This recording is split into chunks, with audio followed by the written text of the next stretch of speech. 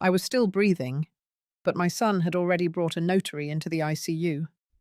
My daughter-in-law placed a pen in my hand while I was hooked to IVs, and my daughter whispered, "Just sign it, Mum.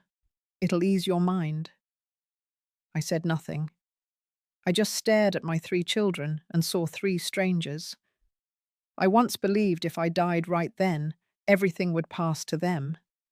But a month earlier, I had done something no one knew. And that day, none of them were smiling anymore. They never imagined the frail old mother they dismissed could do that. I stood at the upstairs window of my house in Key Largo, watching the evening light slip quietly over the water. The same soft pink and gold I'd watched for over 2 decades, just beyond the retreat center I built from scratch. Braddock Retreats. A place where women like me, women who had lost someone, came to remember who they were. I had walked hundreds of grieving women through their first holiday without a husband, their first birthday alone, their first quiet breakfast, in a world that no longer looked the same. But that evening, something in the light felt different. Maybe it was just me. 69 and slower on my feet. Or maybe it was the way my breath caught a little harder that week, how my chest felt tighter even when I was sitting still. I had been ignoring the signs for months, pushing through the weight in my ribs and the fatigue that clung like wet fabric. There was always something to finish, always someone to guide. Until the guiding stopped and the silence sat too long. On my desk, I had an email draft. It had been sitting there for 3 weeks. Subject line, Widow's Wings. No recipient yet. Just a blank field waiting for courage. The body of the message had only one line. I am ready to do something that has nothing to do with grief. I didn't know exactly what that meant when I typed it. I only knew that Braddock Retreats could not follow me into the years ahead. At least, not in the same way. That morning, I had spoken with Belinda, our director of care, who had also become my friend. She was 58, sharp, thoughtful, and had survived her own kind of loss that left her with an empathy I rarely saw in anyone else. She was the only one who noticed how often I was getting winded during check-ins, or how I gripped the stair rail a little tighter every week. That day, she had said something simple. "Evelyn, I think it's time for you to rest." Later that night, alone in the office, I pulled out a small folder I kept in the drawer under my printer. Inside were the first legal documents for a non-profit. Widow's Wings. Not just a retreat, not even a company anymore. Something different. A foundation, a legacy, a quiet pivot. I had transferred the ownership of Braddock Retreats into it 3 weeks earlier. Not a single share was in my name now. I hadn't told my children. Not Heather, not Malcolm, not Rachel. I told myself I would eventually, when the time felt right. But the truth was, I didn't trust the timing. I didn't trust what they might do if they knew. I know some of you listening have done the same. Held on to something alone because deep down, you knew that if you spoke it out loud, it would be taken from you. I closed the laptop. Outside, the light was gone. All that remained was the reflection of my face in the glass. I barely recognized her, but I nodded at her anyway. She had done something brave. I opened my eyes to the sharp scent of antiseptic and the steady hum of machines. The light above me was muted, sterile, and unfamiliar. My throat felt raw. Something was taped to my nose. Tubes ran down both arms. I could hear the faint rhythm of a heart monitor nearby, and beneath it, voices. Familiar voices. I couldn't move my head, but I could listen. One voice belonged to Heather, my oldest. I recognized her polished tone right away, the kind she used when she wanted something to go smoothly. Then came Rachel, quiet but firm, like she had rehearsed whatever she was about to say. And Malcolm, His voice was closest. He sounded impatient, pacing. I couldn't piece together how I got there, only that I was no longer in my home.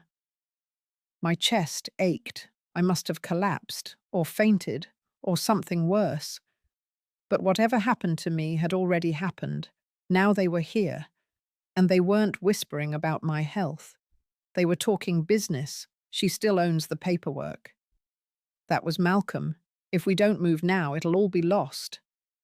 Heather replied, "She isn't in any state to argue. We just need a signature."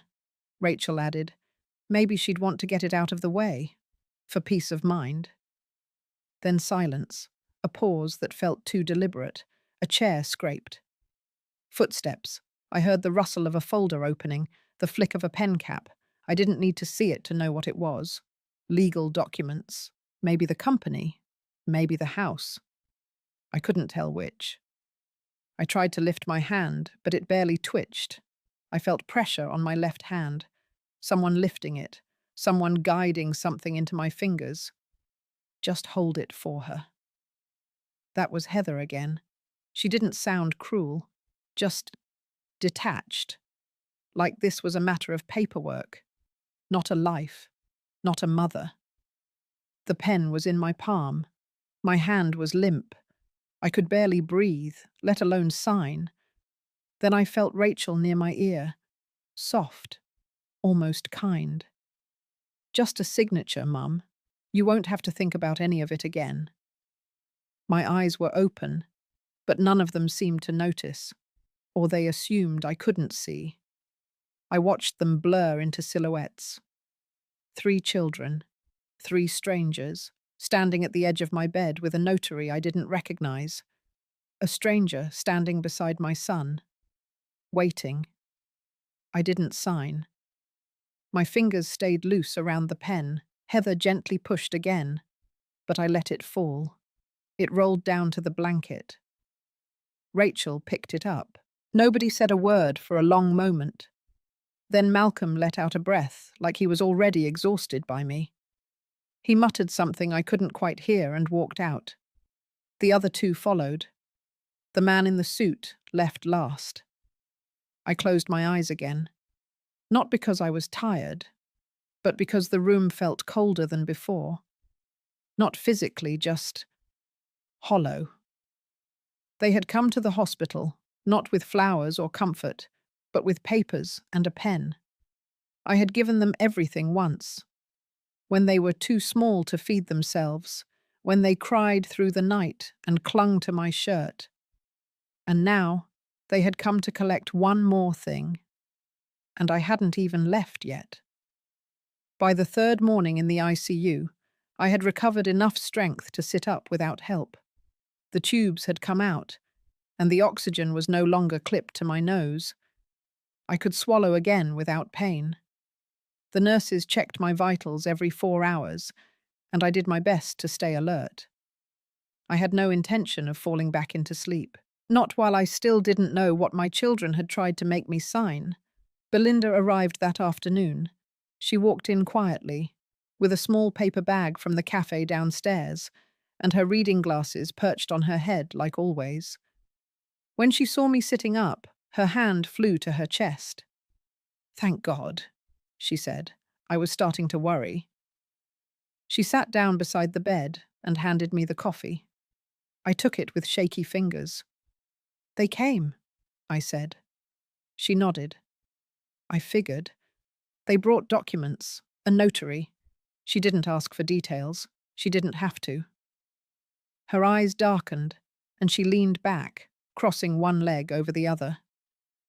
"Malcolm called the office," she said, "told the receptionist that since I was unwell, he'd be taking over leadership duties at the retreat."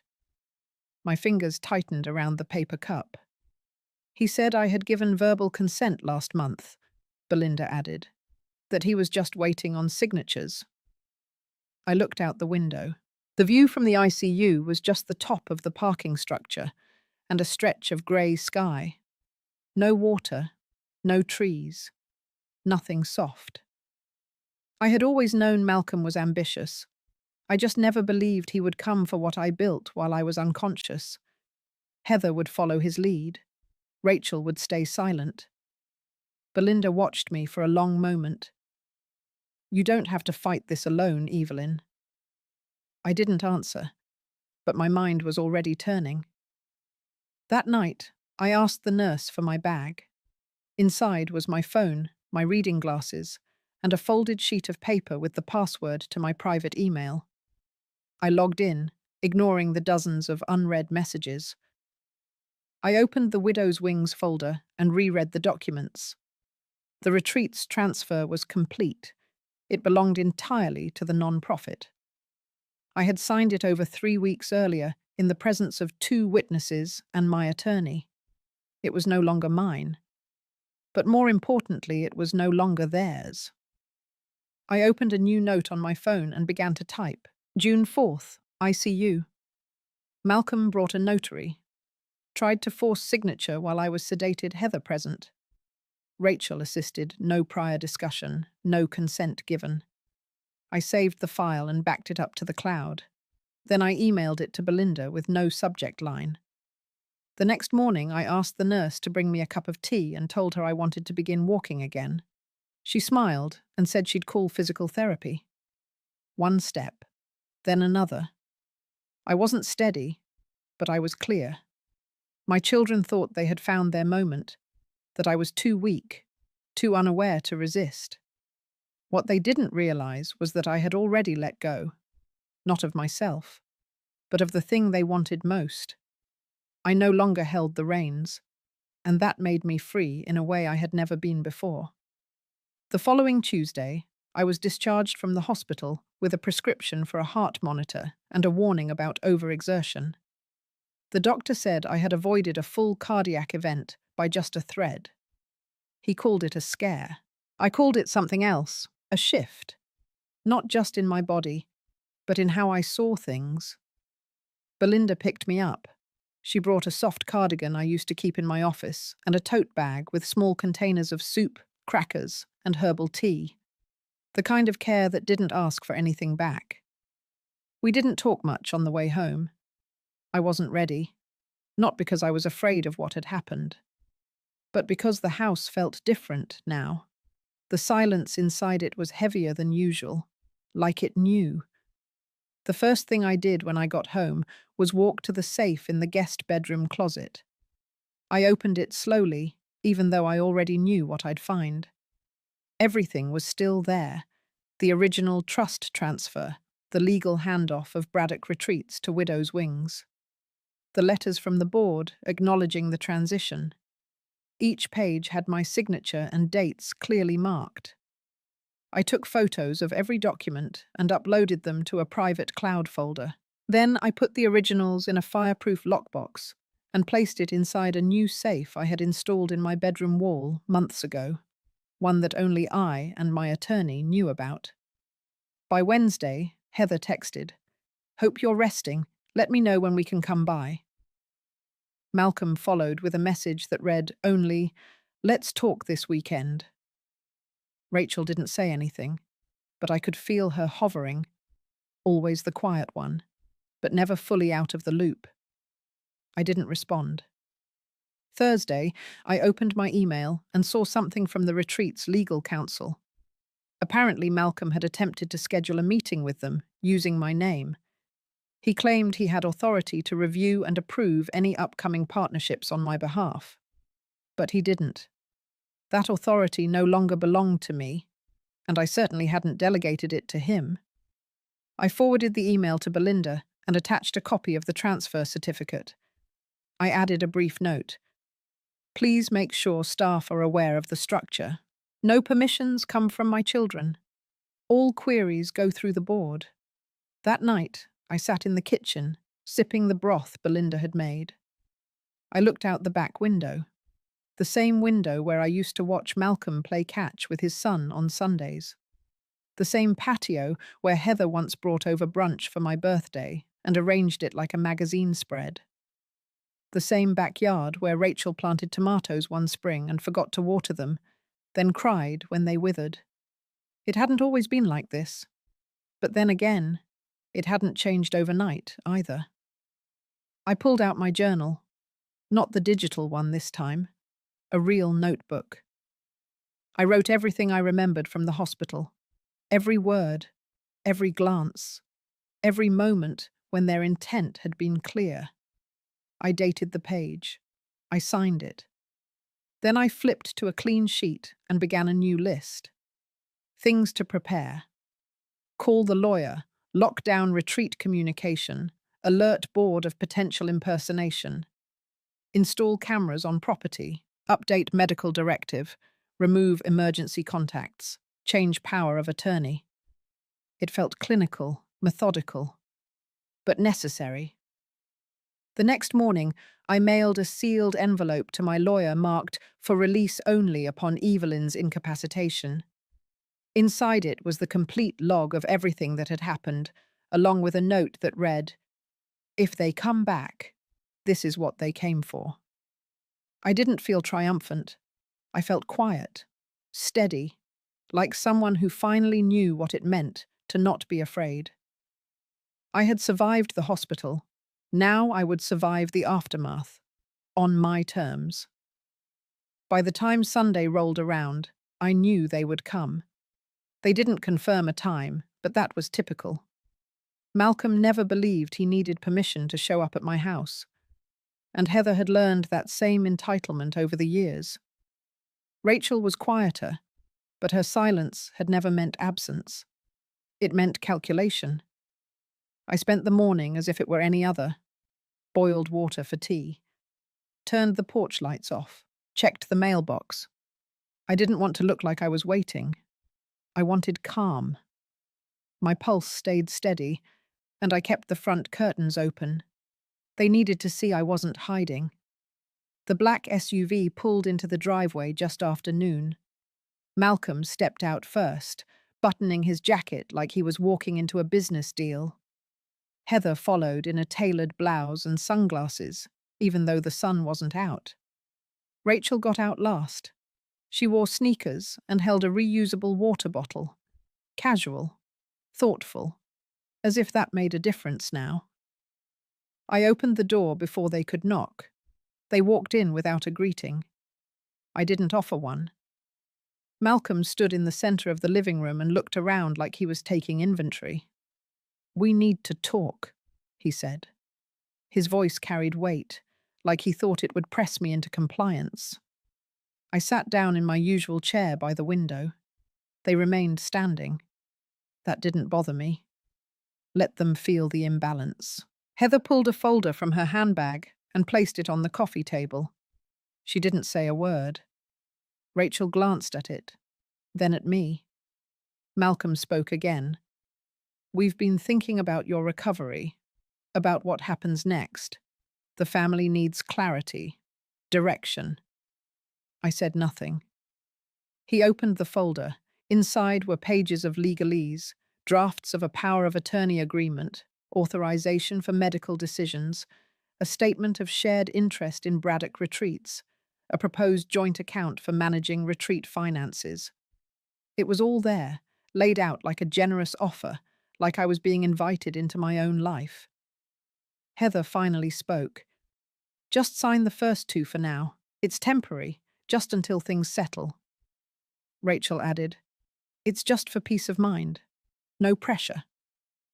I leaned forward and slowly closed the folder. "No." Malcolm stiffened. "You haven't even read—" "No," I repeated. "I won't be signing anything today, or any other day." Heather stepped back, blinking fast. Rachel shifted uncomfortably. Malcolm stared at me, face unreadable. His tone changed. "You're not thinking clearly. This isn't about control." I stood up. "I know exactly what this is about. And you're right. It's not about control.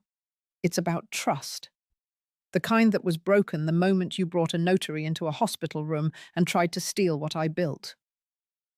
Nobody spoke. I walked to the door and opened it wide. "We're done here." Heather moved first, grabbing the folder. Rachel looked like she might cry, but didn't. Malcolm hesitated, his jaw tight. Then he walked past me, not meeting my eyes. The door closed behind them with a quiet click. I locked it. Then I went to the kitchen, poured myself a glass of water, and sat down. My hands trembled for the first time all day. But it wasn't from fear. It was from release. Like something that had been coiled in me for years had finally unwound. I hadn't just refused to sign. I had chosen myself. My voice, my boundary. And now, whatever came next, I would face it standing, not asking, not waiting, not hoping for kindness that had already expired. The Monday after they left, I didn't move much. I kept the curtains drawn and the phone on silent. I let the clock tick through the daylight without checking it. I didn't clean. I didn't plan. I didn't speak. Sometimes stillness is not a void. It's recovery. By evening, I felt the shift again. Not a dramatic one, but something steady. I opened the window over the kitchen sink. Let the late spring air move through. I started to cook, not because I was hungry, but because I needed to smell something familiar. I made oatmeal with cinnamon and stewed apples. I sat at the table and ate slowly. That night I called Belinda. I told her what had happened. She didn't interrupt, didn't ask for more. When I finished, she just said one thing: "I'm proud of you." Tuesday morning, I took the envelope from my desk drawer, the one labelled for the board. Inside was a copy of the full retreat transition, a log of my recent interactions with my children, and a letter. In that letter, I made it clear that no family members were to be granted access to the property or involved in decision-making at any level. I wasn't asking for a favour. I was stating a boundary. I hand-delivered it to the board's temporary liaison office at the retreat that afternoon. I didn't linger. I walked the grounds once, slowly, as if saying goodbye to the version of myself who had once run staff meetings under the oak trees and planted daffodils along the pathways. Then I left. That evening, Malcolm called. I let it go to voicemail. Then Heather. Then Rachel. 3 messages in the span of an hour. "Mum, we need to talk again. It's not too late to fix this. Can we just meet and clear the air?" I listened once. Then I deleted them. Wednesday, I went back to my journal. This time I wrote about who I had been before all this. Not the mother, not the retreat director, but the girl who grew up in a 2-bedroom house in Ohio with a father who read aloud from the newspaper and a mother who cut coupons on Sunday afternoons. The girl who didn't own much but felt safe, felt chosen. By Friday, I had mailed 2 more letters, one to my estate attorney, updating the directives and reaffirming my trust terms, the other to a non-profit that supported caregivers of aging parents. I offered to sponsor 3 families for a full year of support services. Quietly. Anonymously. I didn't need anyone to know. I just needed to remind myself that I still had power. Not the loud kind. The rooted kind. That weekend, I cleared out the hallway closet. Not out of anger or symbolic closure. Just to make space. I boxed old towels and sheets for donation. I threw away worn shoes and expired pantry items. I rearranged the bookshelf and watered the plants. Some people rebuild with bricks and plans. I was rebuilding with breath. I no longer checked the driveway for visitors. I no longer kept a bag by the door in case someone tried to force their way in. I had already left the version of myself that would have opened that door. On the following Monday, a large white envelope arrived by certified mail. I saw the return address before I even broke the seal. It came from Malcolm's lawyer. I placed it on the kitchen table, sat down across from it, and let it rest there for over an hour. The house was quiet, except for the occasional creak in the wood floors. Even the wind outside seemed to still. When I finally opened it, the papers inside were exactly what I expected. A formal petition for emergency guardianship. Malcolm had filed a motion in family court to obtain legal authority over my financial decisions. Attached were documents signed by Heather and Rachel, citing their concern over my recent erratic behavior and the supposed risk I posed to myself and my estate. They called it love, protection, intervention, but it wasn't. It was control wrapped in legal language. What caught me wasn't the content, it was the confidence. They truly believed I would fold, that I would panic, that their combined pressure would return me to the woman who once made space at every table for their excuses. But I didn't call them. I didn't shout or cry. I called my attorney instead. By noon, I was in her office. Her name was Anita Meeks. She had represented me through the transition of Braddock Retreats and had known me long enough to read between the lines. I handed her the entire folder, including copies of the hospital records, the notarized transfer documents, and my journal entry detailing the day they tried to coerce me in the ICU. Anita flipped through the documents slowly, making careful notes. When she finished, she looked up and said, "This is not just a defense. This is a pattern." She was right. We began building a timeline. Every text, every attempt to isolate me, every manipulation veiled as concern. I retrieved security camera footage from the retreat's main office, showing Malcolm attempting to gain access 2 weeks earlier. We filed a formal response by the end of the week. Saturday came, and the air felt heavier. Rain tapped against the windows all morning. I stayed in my robe and slippers, moving slowly, deliberately. Around noon, the doorbell rang. This time I let it ring. I watched through the peephole as Rachel stood there holding a tray of banana bread. Her hair was pulled back, and she wore the sweatshirt I once gave her on her first Mother's Day.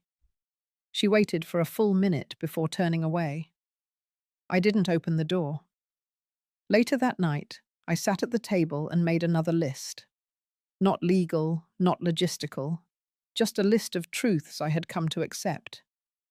I am not selfish for setting boundaries. I am not cruel for saying no. I am not broken because they left. I am not afraid of their silence, and I am not theirs to manage. I tucked that list into my journal. The following Monday, Anita called with an update. The judge had reviewed the initial petition and flagged it for further scrutiny. Our evidence had been received in full.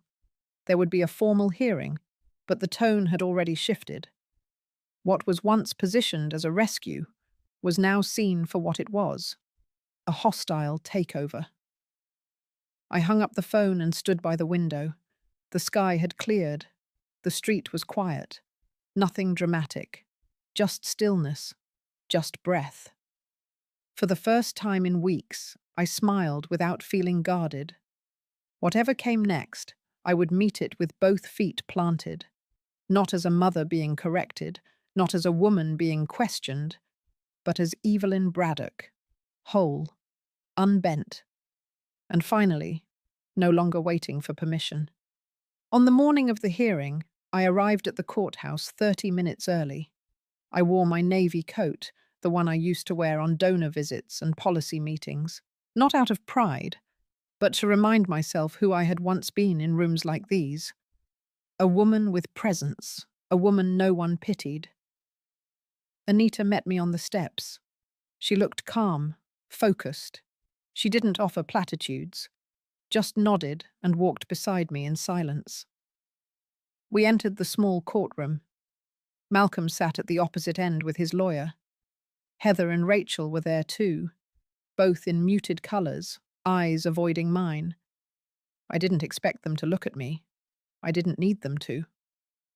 The judge, a woman with salt and pepper hair and a precise tone, read the docket aloud. Then she asked for opening statements. Malcolm's lawyer spoke first, describing their version of me. Isolated, distraught, vulnerable. He used phrases like declining judgment and undue influence. I listened, not flinching, because I knew what came next. Anita stood, clear and composed, and began. She outlined my career, my accomplishments, my legal and medical autonomy. Then she introduced documentation, hospital records, voicemails, copies of the retreat transfer, surveillance footage showing Malcolm attempting to breach the facility's gate without authorization. She closed with a quote from one of my letters, the one I had written for the board. The court does not need to protect Mrs. Braddock from others.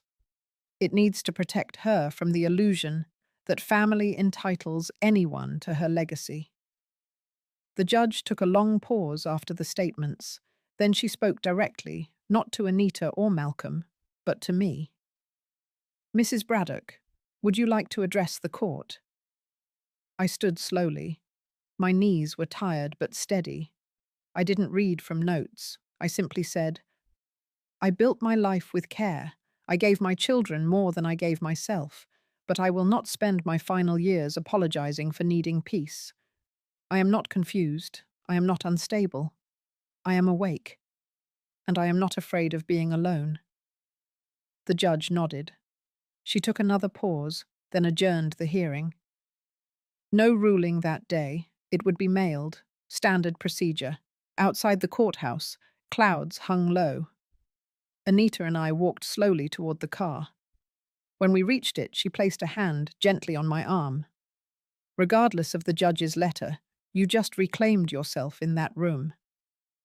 I went home that night and made soup, lentils and sweet potatoes, simple, warm, grounding. I lit the lavender candle Belinda had sent last winter. I didn't check the mailbox for 2 days. When the letter arrived, I opened it at the kitchen table. The court found no merit in the petition. The guardianship request was denied in full.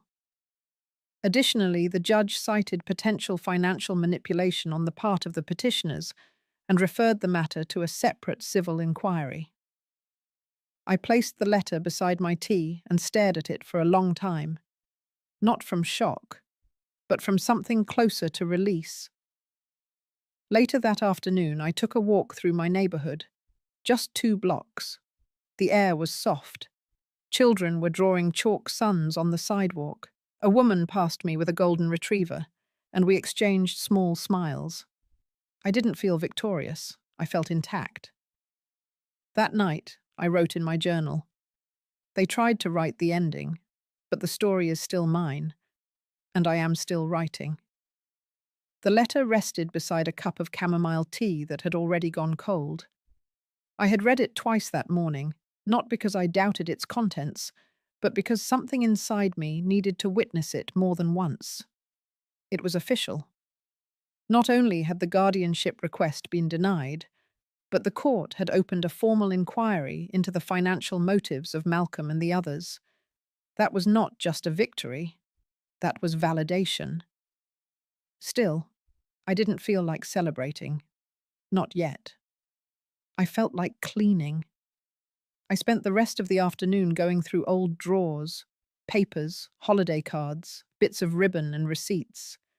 For years, I had saved everything. Every thank you note from Rachel, every sticky note from Heather, even the sloppy crayon drawings Malcolm made when he was still small and sweet. I placed a few in a box labeled "for later," and the rest I quietly let go of. That evening, I prepared dinner for one. Roasted carrots, wild rice, a few slices of apple. I set the table the way I used to when company was coming. Not out of habit, but respect. Not for anyone else. For myself. Then I lit a small candle and opened my planner. The date was circled. In 2 weeks, the Braddock Retreat's legacy dinner was scheduled. It was supposed to be a celebration. The event Malcolm had once suggested be used to announce the handover of my estate, the one he thought would mark his arrival as successor. I hadn't cancelled it. I had simply changed the guest list. No family members, no heirs, no announcements. Instead, I invited every single person who had once been turned away, ignored, or dismissed when Braddock Retreats became a more exclusive venture.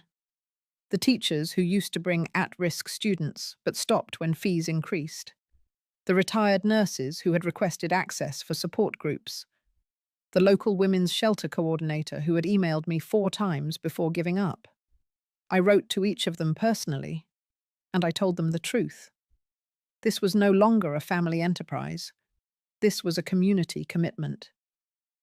In the days that followed, the RSVPs came in steadily. Some were short and polite, others brought tears to my eyes. A woman named Sheila wrote to say her sister had found peace during a workshop in our facility 10 years ago. Another woman, a grandmother raising her late daughter's children, said she never imagined stepping foot in a place so beautiful. That was when I knew I had chosen correctly. I also knew Malcolm would find out. And he did. 3 days before the event, he showed up unannounced. No lawyer, no Heather. Just him, standing at the edge of my driveway with both hands in his pockets. I didn't invite him in. He asked me calmly what I was doing, why I was throwing away the vision we had built together, why I was making this personal. I listened, then told him it was never personal. It was necessary, because I had spent too many years confusing love with loyalty, and I would not do it anymore. He stared at me, not angry, but hollow, like someone looking at a house he once lived in but no longer recognized.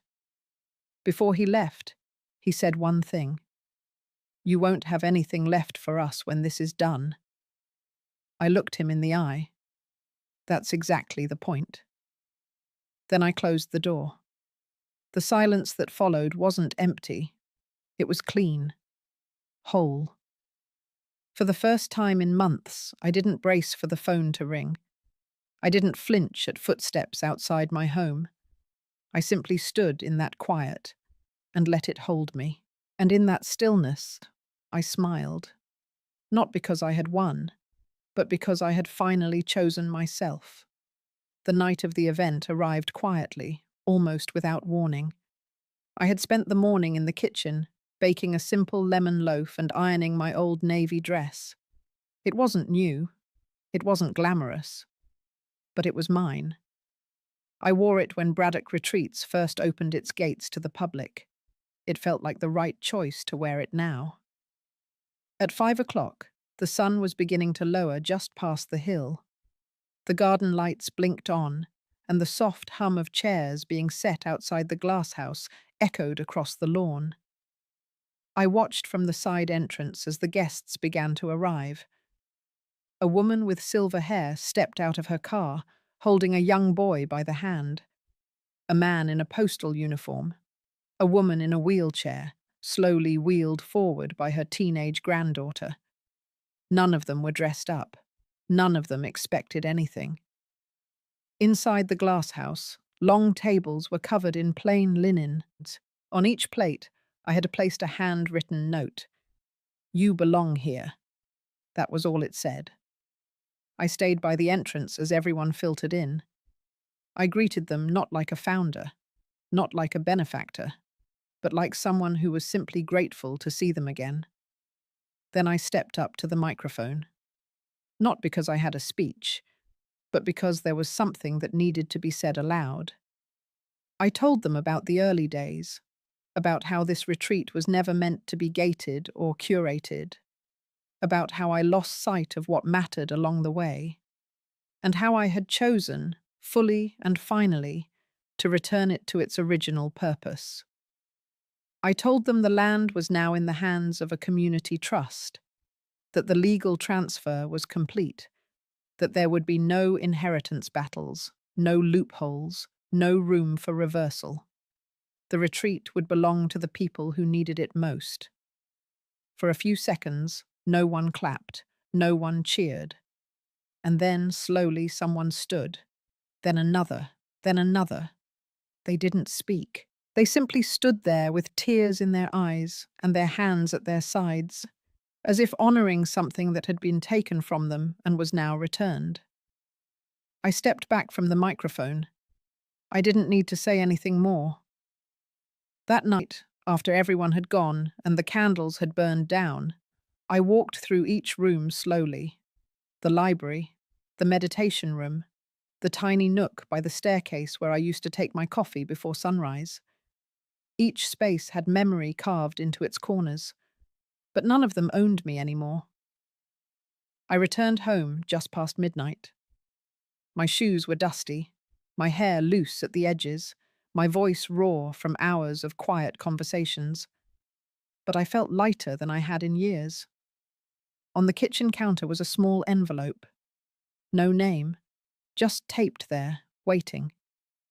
Inside was a folded piece of notebook paper. Heather's handwriting. It said, "I didn't understand. I still don't. But I'm sorry.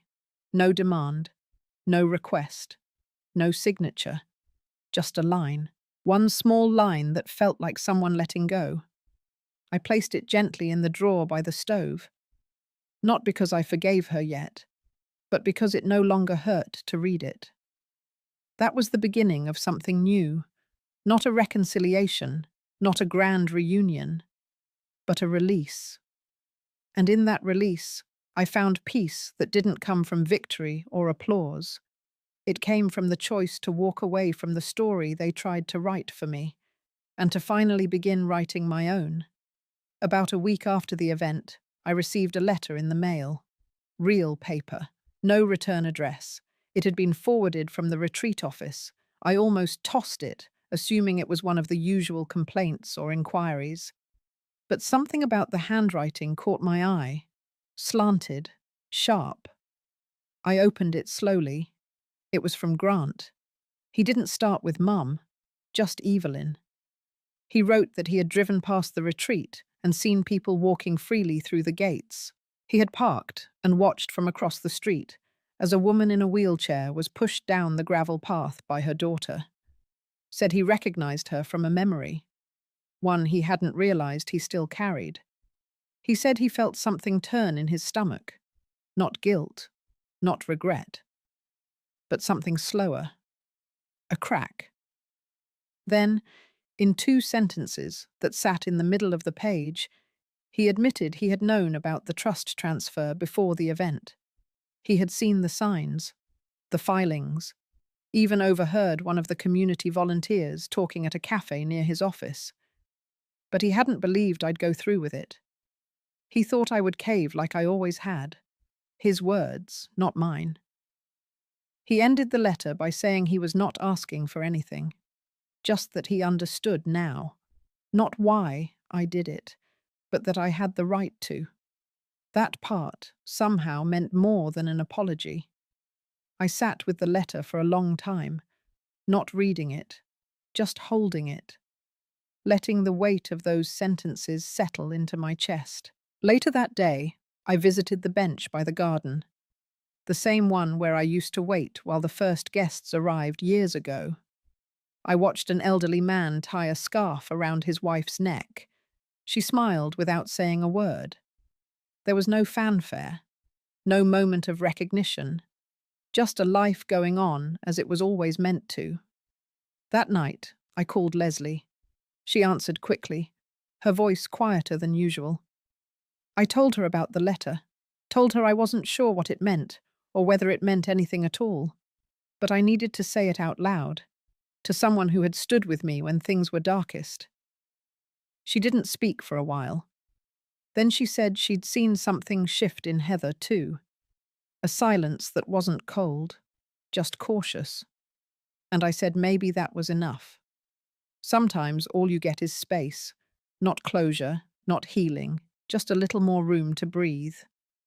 The next morning I found myself at the community room again, not for business, not for work, just to sit, just to listen. A woman was telling her story about how she had left a marriage after 30 years, about how her children still didn't speak to her.